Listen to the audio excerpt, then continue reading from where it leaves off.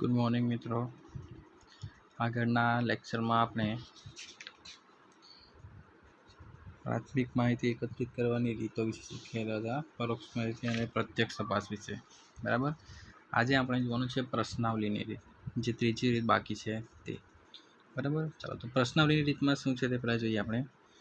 અભ્યાસ સંબંધિત હેતુને અનુરૂપ તર્કબદ્ધ રીતે ક્રમમાં ગોઠવાયેલા પ્રશ્નોની એક યાદી બનાવવામાં આવે છે. મતલબ કે જે કામ માટે આપણે પ્રશ્નાવલી બનાવીએ છીએ, જે હેતુ છે એને લગતા શું કરવાના છે, પ્રશ્નો બનાવવાના છે આપણે. આ પ્રશ્નો વચ્ચે તેમના ઉત્તર લખવા માટે જગ્યા રાખવામાં આવે છે. બરાબર. મતલબ કે જે પ્રશ્ન બનાવીએ છીએ એની નીચે શું કરવાનું છે, અમુક જગ્યા રાખવાની. શાના માટે? જે પ્રશ્નાવલી લખવાના છે એમના માટે. આ રીતે તૈયાર કરાયેલી પ્રશ્નોની યાદીને પ્રશ્નાવલી કહે છે. મતલબ કે કોઈ પણ પ્રકારની સમસ્યા હોય એ સમસ્યાને અનુરૂપ શું કરવામાં આવે છે, અમુક સવાલ બનાવવામાં આવે છે અને સવાલની નીચે શું કરવામાં જવાબ માટેની જગ્યા છોડી દેવામાં આવે છે.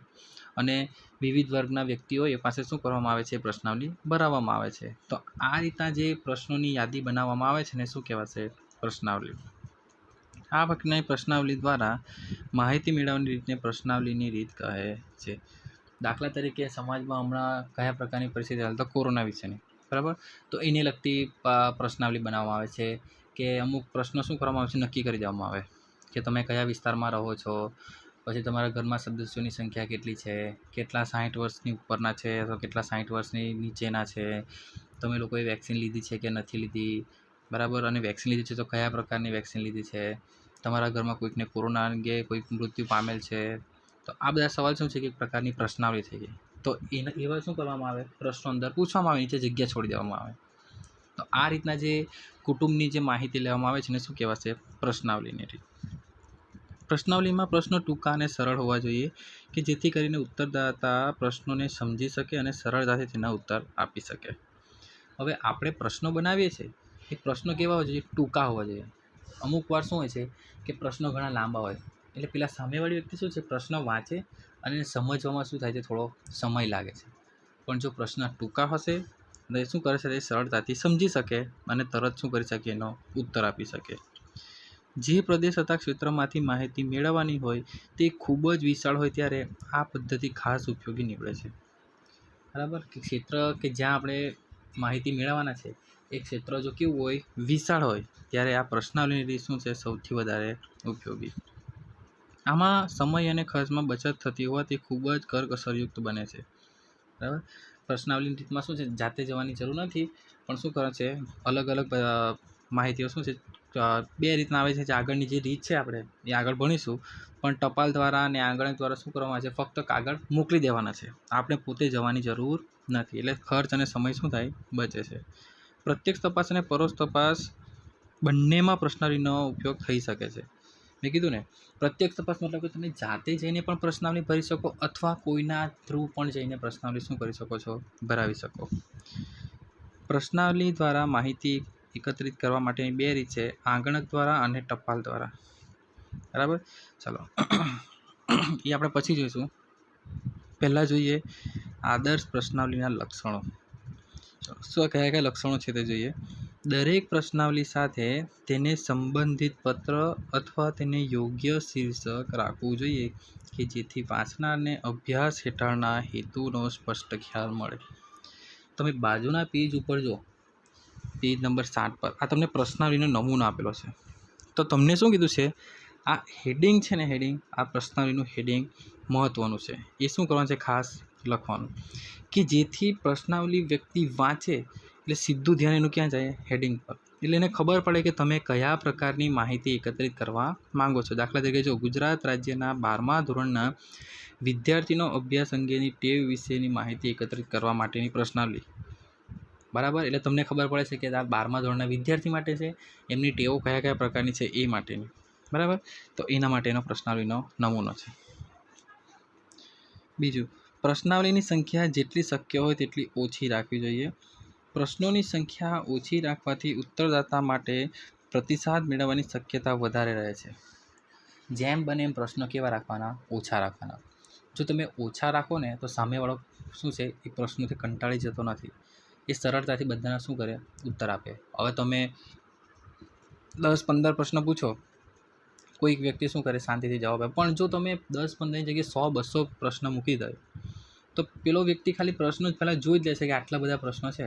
તો શું કરે, શરૂઆતના પ્રશ્નોને ધીરે આમ વિચારીને જવાબ લખશે, પણ પાછળના પ્રશ્નોમાં શું કરશે, આડેધડ એમ જ આ જે માહિતી વાંચ્યા વગર ગમે તે રીતે જવાબ લખી દેશે. એટલે યોગ્ય પ્રકારની માહિતી આપણને મળશે નહીં. એટલે પ્રશ્નો કેવા રાખવાના? ઓછા. લાંબી પ્રશ્નાવલી ઉત્તરદાતાને ખાસ કરીને પાછળના ક્રમના પ્રશ્નોના સચોટ ઉત્તર આપવા માટે બિનઉત્સાહિત કરે છે. કીધું ને, શરૂઆતના પ્રશ્નો એ સારી રીતના એટેન્ડ કરશે અને સરખો જવાબ પણ લખશે, પણ પછી ધીમે ધીમે આગળ જાય એટલે શું થાય, કંટાળી જાય. એટલે પછી પાછળના પ્રશ્નનો જવાબ શું કરશે, વિચાર્યા વગર ગમે તેમ જ લખી દેશે. પ્રશ્નોની સંખ્યા ચોક્કસ રીતે રાખવી જોઈએ. કોઈ બળજબરીપૂર્વકનો નિયમ નથી. જો પ્રશ્નોની સંખ્યા ખૂબ જ વધારે હોય, જેમ કે 25 અથવા વધારે, ત્યારે પ્રશ્નોની સ્પષ્ટતા મેળવવા માટે પ્રશ્નાવલીને જુદા જુદા વિભાગમાં વહેંચી દેવું સલાહ ભરેલું છે. ચલો, હવે તમને એવું જરૂરી નથી કે પ્રશ્નાવલી આપણે ઓછી કીધી એટલે આપણે ઓછી જ રાખવાની. આના માટે કોઈ પણ ફોર્સ નથી. તમે ગમે એટલા પ્રશ્નો પણ ટાંકી શકો. પણ જો 25 અથવા 25 કરતાં વધારે પ્રશ્નો હોય ને, તો એક સાથે બધા પ્રશ્નો લખવાની જરૂર નથી. પણ શું કરવાનું, બધા પ્રશ્નોના વિભાગ પાડી દેવાના, અલગ અલગ વિભાગના. કે પહેલો વિભાગ આખો અલગ, એની અંદર 10 પ્રશ્નો, બીજા અલગ વિભાગ પાડો, એના પાછા અલગ પ્રશ્નો, ત્રીજો વિભાગ, એના વિભાગ વાઇઝ કરો ને, તો વિદ્યાર્થીઓને અથવા જે પ્રશ્નાવલી ભરે છે એને શું લાગશે, કંઈક બીજો વિભાગ છે કંઈક અલગ પ્રકારના પ્રશ્નો હશે. એટલે શું કરશે, એ વિભાગ પૂરેપૂરો વાંચવાની કોશિશ કરશે. બરાબર. એટલે જો વધારે પ્રશ્નો હોય તો શું કરી દેવાનું, વિભાગ પાડીને પછી પ્રશ્નો આપવાના. પ્રશ્નાવલીમાં પ્રશ્નોની સંખ્યા તપાસના હેતુ સાથે સુસંગત હોવી જોઈએ. બરાબર. એટલે કે જે હેતુ, જેના માટે આપણે પ્રશ્નાવલી બનાવીએ છીએ, એ હેતુ શું હોવો જોઈએ, પ્રશ્નાવલીને લગતો પ્રશ્નાવલી એ હેતુને લગતી હોવી જોઈએ. પછી આપણે કોઈ કુટુંબ વિશે માહિતી મેળવતા હોય અને આપણે બહારના જ અમુક પ્રશ્ન પૂછપૂછ કરીએ કે જેને કુટુંબના કોઈ સભ્યો સાથે કોઈ લેવા દેવા નથી, તો એ સુસંગત કહેવાય નહીં. બરાબર. તો જે હેતુ છે એ હેતુને અનુરૂપ શું હોવું જોઈએ, પ્રશ્નાવલી. પ્રશ્ન સરળ, ટૂંકા અને સમજી શકાય તેવા હોવા જોઈએ.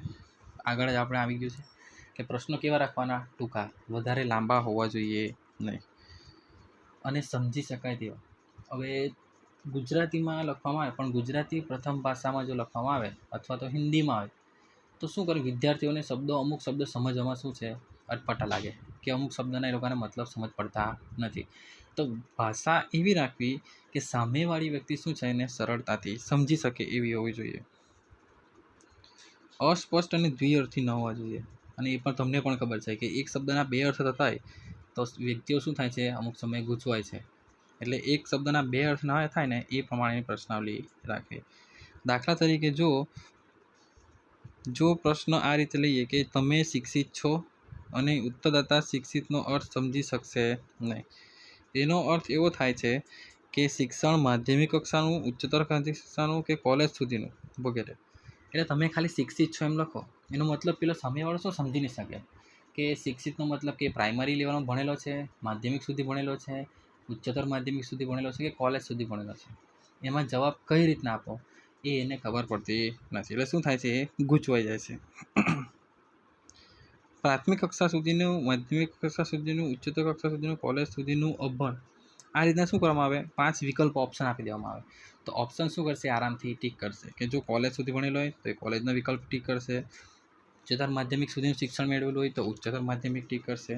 આ રીતના શું કરી શકાય, તમે ઓપ્શન પણ આપી શકો છો. ચાલો પછી આગળ છે, પ્રશ્નોની ગોઠવણી તાર્કિક હોવી જોઈએ, મતલબ કે તર્કબદ્ધ. પ્રશ્નનો ક્રમ સામાન્ય રીતે શરૂ કરીને અભ્યાસ સંબંધી ચોક્કસ પ્રશ્નો તરફનો હોવો જોઈએ. મતલબ કે સૌથી પહેલાં શું કરવામાં છે, સરળ પ્રશ્નો હોય તે શું કરવાના, એ લોકોને પૂછવાના હોય છે. જેમ જેમ આગળ જાય છે તેમ પ્રશ્નો કેવા હોવા જોઈએ, અઘરા થતા જાય છે. દાખલા તરીકે સ્માર્ટફોન અંગે તમારું મંતવ્ય શું છે, તમે સ્માર્ટફોન વાપરો છો, આ ક્રમ યોગ્ય નથી. બરાબર. પહેલાં તમે ડાયરેક્ટ પૂછી લો કે તારું સ્માર્ટફોન વિશે તારું શું કહેવું છે, અને પછી તમે પૂછો કે તું સ્માર્ટફોન યુઝ કરે છે, તો આ કેવું છે, અયોગ્ય કહેવાય. સૌથી પહેલાં તેને પૂછવું પડે કે જો ભાઈ તું સ્માર્ટફોન યુઝ કરે છે, જો એ હા બોલશે તો જ શું એને પૂછાય કે જો તમારું મંતવ્ય શું છે, એટલે તારું સ્માર્ટફોન વિશે શું કહેવું છે. બરાબર. તો આ રીતના ક્રમમાં પ્રશ્ન હોવા જોઈએ. બરાબર. ચાલો પછી આગળ છે, લાગણીસભર અથવા અંગત જીવનને લગતા પ્રશ્નો પૂછવું ટાળવું જોઈએ. બરાબર. અમુક પ્રશ્નો એવા નહીં પૂછવાના કે સામેવાળી વ્યક્તિ એને જવાબ આપવા શું થાય, અટકાય. બરાબર. એવા પ્રશ્નો આપણે ઉત્તર જોઈએ નહીં. ઉત્તરદાતાના લગ્ન જીવન, આવકના અન્ય સ્ત્રોતો વગેરે.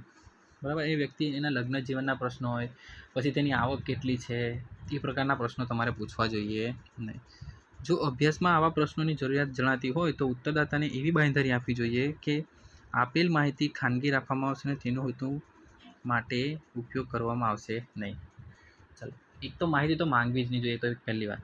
પણ જો તમારે એ પ્રકારની માહિતી જોઈતી જ હોય, બરાબર, એના સિવાય તમારી પાસે ઓપ્શન નથી, તો તમે શું કરો? વ્યક્તિ પાસે માહિતી માંગો એ પહેલાં વ્યક્તિને શું કરવાની? ખાતરી આપવાની કે તમારા તરફથી જે માહિતી આપવામાં આવે છે એ માહિતી કેવી ચોક્કસ અને ગુપ્ત રાખવામાં આવશે.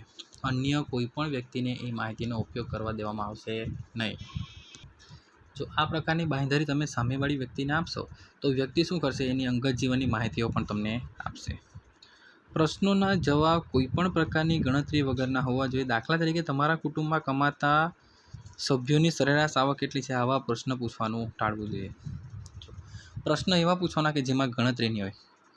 બરાબર, આ તમે આ જે પ્રશ્ન અંદર તમને ઉદાહરણ તરીકે આપેલું છે કે તમારા કુટુંબમાં કમાતા વ્યક્તિઓની સરેરાશ આવક કેટલી, તો પહેલી વાત તો સામેવાળા વ્યક્તિને ખબર હોવી જોઈએ કે સરેરાશ આવક શું છે. હવે એ ખબર જ નહીં હોય તો ગણતરી કઈ રીતના કરશે? એટલા માટે શું છે? ગણતરી અંગેના પ્રશ્નો ટાળવા જોઈએ. બરાબર, જે પ્રશ્નોનો જવાબ હા કે ના કે તેથી વધારે વિકલ્પવાળા હોય તેવા પ્રશ્નો પૂછવા જોઈએ. પરંતુ જે પ્રશ્નોના જવાબ માટે કોઈ ચોક્કસ વિકલ્પ ન હોય તે પ્રશ્નો પૂછવાનું ટાળવું જોઈએ. બરાબર, હા કે ના હોય એવા જ પ્રશ્નો પૂછવાના. બરાબર, એના સિવાયના વધારાના પ્રશ્નોના એવા હોય તો આપણે એના પ્રશ્નો પૂછવા જોઈએ નહીં.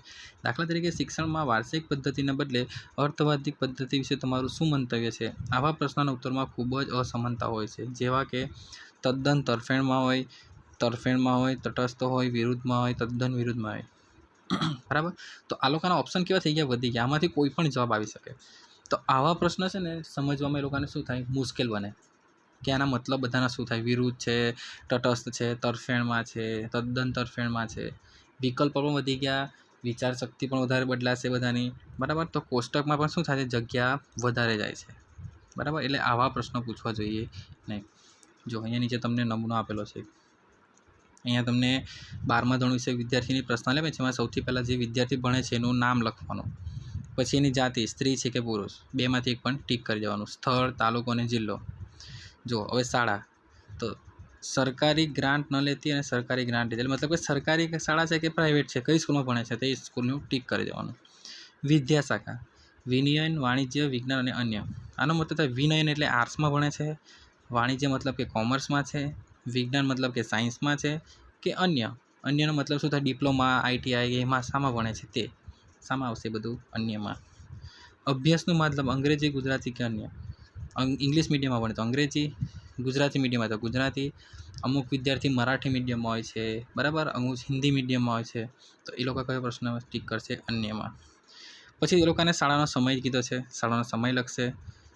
પછી તમને શાળાના ગૃહકાર્ય માટે કેટલો સમય આપો છો એ સમય લખવાનો છે. બરાબર, પછી મનોરંજન માટેના માધ્યમો તમને લખેલા છે, તમે કયો ઉપયોગ કરો છો એ લખો. બરાબર, આ રીતના પ્રશ્નાવલી શું કરવાની છે? વારાફરતી બનાવવાની છે અને પ્રશ્નો શું છે? વિદ્યાર્થીઓ પાસે ભરાવાના છે. બરાબર, આ થઈ ગઈ તમારી આદર્શ પ્રશ્નાવલી. ચાલો, હવે આપણે પ્રશ્નાવલીની રીતમાં જોઈએ. પહેલાં ટપાલ દ્વારા પ્રશ્નાવલી. નામ પરથી જ ખબર છે કે ટપાલ દ્વારા શું કરવાની છે? પ્રશ્નાવલી મોકલવાની છે. જોઈએ અંદર. આદર્શ પ્રશ્નાવલી તૈયાર કર્યા બાદ જેમની પાસેથી તમારે માહિતી મેળવવાની હોય તેવા ઉત્તરદાતાને આપેલ સમય મર્યાદામાં બધા જ પ્રશ્નોના ઉત્તર આપી પરત મોકલી આપે તેની વિનંતી સાથે ટપાલ દ્વારા પ્રશ્નાવલી મોકલવામાં આવે છે. દાખલા તરીકે એમાં તમને કહેવા શું માગે છે કે જો મારે તાપી જિલ્લાના ખેડૂતો વિશેની માહિતી જોઈતી હોય તો હું દરેક ખેડૂતની પહેલાં તો સૌથી પહેલાં તો માહિતી મારી પાસે હોવી જોઈએ. તો દરેક ખેડૂતની માહિતી શું કરીશું? દરેકને પ્રશ્નાવલી અલગ અલગ કુરિયરમાં મોકલીશ, દરેકના એડ્રેસ ઉપર, અને દરેકને વિનંતી કરીશ કે 15 તારીખ સુધીમાં તમારે ટપાલ દ્વારા શું કરવાની છે? પ્રશ્નાવલી ફરીથી મોકલવાની છે. તો એને શું કહેવાશે? ટપાલ દ્વારા પ્રશ્નાવલી. આથી દરેક ઉત્તરદાતાને પ્રશ્નાવલી સાથેના પોતાના સરનામાવાળું યોગ્ય ટિકિટ લગાડેલ જવાબ પરબીડિયું મોકલવું જરૂરી છે. હવે એ લોકોએ પ્રશ્નનો જવાબ આપવાનો હોય તો સૌથી પહેલાં તો એ લોકોને યોગ્ય કુરિયર લોકોના ઘર સુધી મળી રહે તે માટેની શું કરવાની છે? વ્યવસ્થા કરવાની. ઉત્તરદાતાને પોતે જ પ્રશ્નોના જવાબ આપવાના હોવાથી પ્રશ્નાવલીના પ્રશ્નો કે જો એટલે પ્રશ્નાવલીના પ્રશ્નો છે કેવા જોઈએ? સ્પષ્ટ હોવા જોઈએ, ટૂંકા, સરળ, મુદ્દાસર અને સ્વયં સ્પષ્ટ હોવા જોઈએ, બરાબર.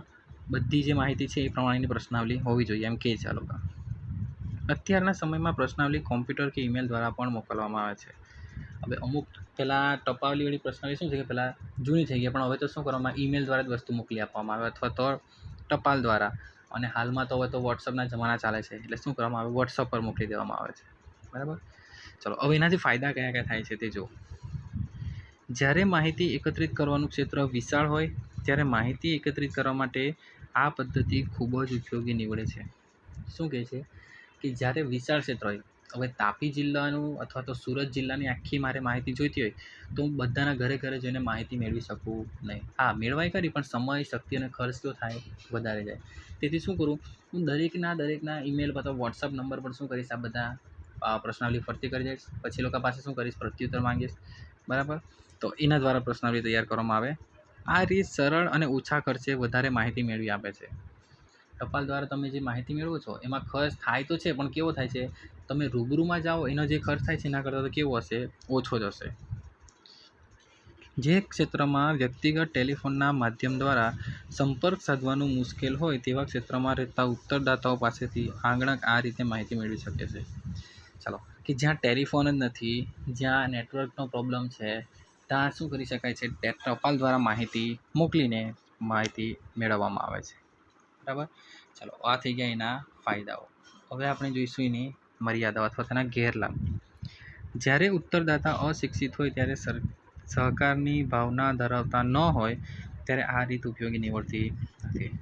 અશિક્ષિત મતલબ કે જે વ્યક્તિ ભણેલા જ નથી, એ તમારા પ્રશ્નો વાંચી શકતા નથી, એટલે એ પ્રશ્નોને જવાબ આપી શકવાના નથી. અથવા તો સહકારની ભાવ મતલબ કે જે વ્યક્તિ અમુક શું છે, જાણીજો ને તમારા પ્રશ્નોનો જવાબ આપતા માંગા નહીં આપને જવાબ જ નથી આપતા, તો શું કરશે, જવાબ આપશે નહીં, એટલે પ્રશ્ન શું કરે છે, ટાળી નાખે છે. ક્યારેક ઉત્તરદાતા તરફથી મળેલ માહિતી ખોટી હોય છે અથવા તો અધૂરી કે જે જવાબ આપ્યા વગરની પ્રશ્નાવલી આંગણકને પાછી મોકલી આપેલી હોય છે. ચાલો, અમુક પ્રશ્નાવલી એવી આવે કે જેમાં માહિતી કેવી ખોટી ભરેલી હશે, અમુક શું છે, અધૂરી ભરેલી હશે. કોઈક વ્યક્તિ શું કરે, જેવી પ્રશ્નાવલી આપણે આપેલી એવી કોરી પ્રશ્નાવલી ફરીથી રિટર્ન કરે છે, બરાબર. આ પણ શું છે, એની એક મર્યાદા છે. ઉત્તરદાતાની આળસના પરિણામે પ્રશ્નાવલી ગેરવલ્લે જવાની અથવા તો માહિતી મેળવવાના વિલંબ થવાની શક્યતા રહેલ છે. હવે અમુક વ્યક્તિને પણ માહિતી માટે ટપાલ મોકલેલી હોય, પણ એ શું કરશે કે આળસ કરે કે ચાલ કાલે કરીશ, કાલે એનો જવાબ આપીને મોકલીશ, કાલે જવાબ. એવી રીતના સમય શું થાય છે, જવાબદાર છે, એટલે માહિતી મેળવવામાં વ્યક્તિને શું થાય છે, વિલંબ થાય છે. આ રીતમાં ઉત્તરદાતાને સૂચનાઓની સ્પષ્ટતા કરી આપે કે પ્રશ્નોનું અર્થઘટન કરી આપે તેવી મદદ કરનાર વ્યક્તિની ખોટ રહે છે. તેથી પ્રશ્નોનું ખોટું અર્થઘટન થવાની શક્યતા રહે છે. હવે વ્યક્તિ પ્રશ્નાવલી વાંચતો હોય, પણ હવે પ્રશ્નમાં એને સમજ નહીં પડે તો અન્ય કોઈ વ્યક્તિને સમજાવવા માટે જઈ શકતું નથી, બરાબર. એટલે માહિતીનું અર્થઘટન જે થાય છે એ વ્યક્તિ શું કરે, ખોટી રીતના કરે છે, એનો ચોક્કસ મતલબ શું થાય સમજી શકતો નથી, એટલે માહિતી આપણને કેવી મળે છે, ખોટી. એટલે આ પણ શું છે, એક પ્રકારનો એનો એક ગેરલાભ છે, બરાબર. ચાલો હવે જોઈએ આંગણક દ્વારા પ્રશ્નાવલી શું છે તે. આંગણક દ્વારા પ્રશ્નાવલીમાં શું કહેવા માગે છે, જો આ રીતમાં આંગણકો પોતે ઉત્તરદાતાને રૂબરૂ મળે છે. આગળની રીતમાં શું હતું, રૂબરૂમાં મુલાકાત કરતા નથી, ટપાલ દ્વારા મોકલી આપવામાં આવે, પણ અહીંયા તો વ્યક્તિ પોતે જ પ્રશ્નાવલી લઈને સીધો એના ઘરે પહોંચી જાય છે અને જવાબ મેળવે છે. પ્રશ્નાવલીમાં પ્રશ્નોના જવાબ આંગણક પોતે પોતાના હસ્તાક્ષર દ્વારા લખે છે. મતલબ કે જવાબ જે આપવાના છે, જવાબ સામેવાળી વ્યક્તિ શું કરે છે, ખાલી બોલે છે, અહીંયા આંગણક શું કરે, જવાબ પોતે જ લખશે, બરાબર. સવાલ પૂછશે, પછી સામેવાળા વ્યક્તિને જવાબ આપે, જવાબ શું કરશે, પેલો આંગણક લખતો જશે. આમ અગાઉની રીત આ રીતના તફાવતમાં એ છે કે અગાઉની રીતમાં ઉત્તરદાતાએ પ્રશ્નાવલી ટપાલ દ્વારા મોકલવામાં આવે છે, જ્યારે આ રીતમાં આંગણક પોતે પ્રશ્નાવલી લઈને જાય છે. કીધું ને કે આગળ જે રીત હતી પ્રશ્નાવલીની રીત, એમાં શું કરવામાં આવે છે, ટપાલ દ્વારા માહિતી મોકલી આપવામાં આવે છે અને માહિતી શું કરશે, પેલા લોકો જાતે લખશે. જ્યારે આંગણકમાં શું કરશે, વ્યક્તિ પોતે જાય છે, પોતે શું કરશે, માહિતી મેળવશે અને લખશે પણ પોતે જ. અહીં આંગણકો ઉત્સાહી, વિનયી, પ્રામાણિક અને તેમના કાર્યમાં કુશળ હોવા જોઈએ. મતલબ કે વિનય એટલે શાંતિ ભરેલો વાતાવરણ કેવા હોવા જોઈએ, જો કે જે વ્યક્તિ માહિતી મેળવવા જાય છે એ વ્યક્તિ ઉત્સાહી હોવો જોઈએ, કે એ લોકો કામ કરવા માટે ઉત્સાહ દર્શાવવો જોઈએ. વિનય અને પ્રામાણિક કે માહિતી કેવી આપે, પ્રામાણિક રીતે આપે એવા હોવા જોઈએ. પછી તમે અમુક ગુસ્સાવાળી વ્યક્તિને એવાને મોકલો કે જે પ્રશ્ન પૂછે ને પેલો સામેવાળો જવાબ નહીં આપે તો શું કરીને ખીજવા આવવા માંડે, કાં તો ગમે તેમ બોલી દે, બરાબર. તો એવા વ્યક્તિની નિમણૂક થવી જોઈએ નહીં. વ્યક્તિ કેવો હોવો જોઈએ? વિનયી, પ્રામાણિક અને કાર્યમાં કુશળ હોવો જોઈએ.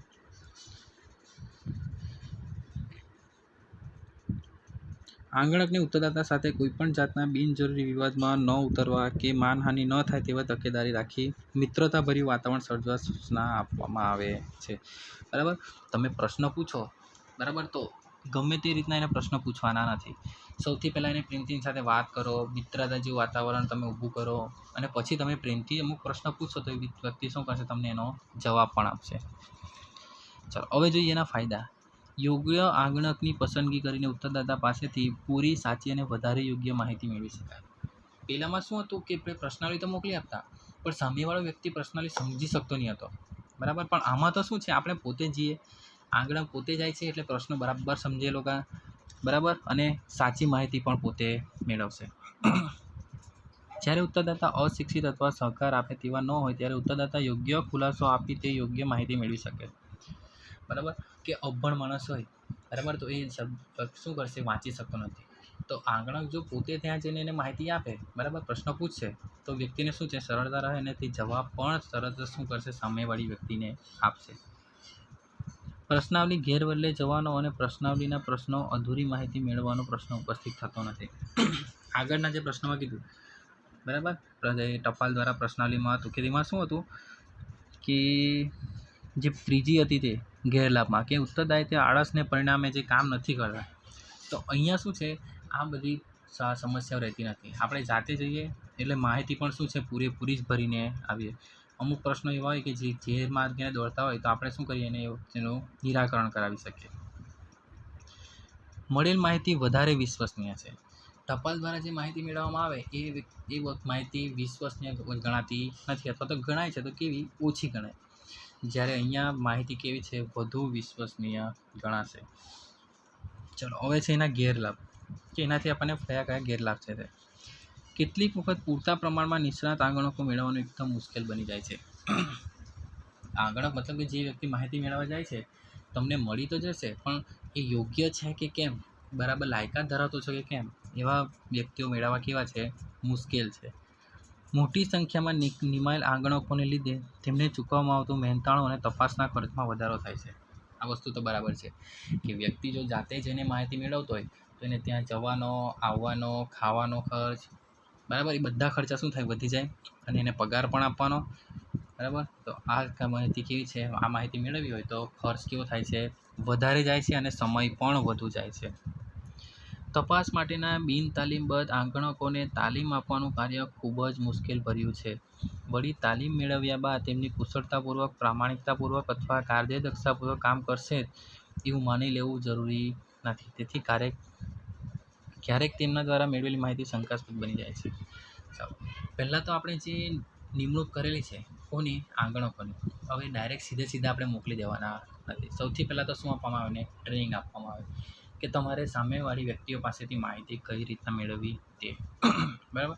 ચલો હવે તમે માહિતી આપી દીધી, એમને ટ્રેન કરી દીધા, પછી શું કરશે? લોકો ફિલ્ડ ઉપર જઈને માહિતી મેળવશે, પણ એ માહિતી યોગ્ય જ હશે અથવા તો તેમની કુશળતાને આધારે જ હશે એવું માની લેવાનું નથી, બરાબર. એ ખોટી પણ હોઈ શકે છે. જ્યારે ઉત્તરદાતા વિશાળ ક્ષેત્રોમાં ફેલાયેલ હોય ત્યારે આ રીત અયોગ્ય બની જાય છે. આ સંજોગોમાં તપાસનો ખર્ચ અને સમય વધારે જાય છે. આગળ જ કીધું કે આખા ગુજરાતની જો માહિતી જોઈતી હોય તો દરેક જગ્યાએ આંગણક પોતે પહોંચી શકતો નથી.